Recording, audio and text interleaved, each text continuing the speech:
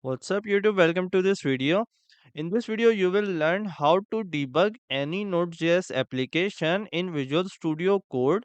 Either it's React or Angular or whatever it is. So let's get started. So in Visual Studio Code it's not as easy as just placing the breakpoint, starting the application and hitting the end point. So it doesn't work like this. What you need to do is go to this run and debug section and create a JSON launch.json file for you. We need to make some changes which are this will be command npm start and this will be type node terminal. So this is it. Control S to save it.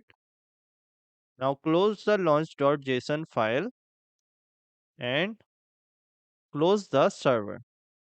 Now you will not run the application using npm start, but you will run the application using F5 or this launch button.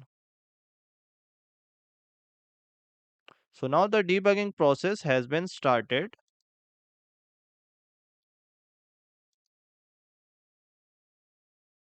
Now if I send the get request, you can see that it has been stopped over here and I can process it step by step. So I can check my variables and their values and other things that we do in debugging. So you will close the application like this. So this is all for the video. If you like it, give it a thumbs up and do subscribe to the channel. See you next time.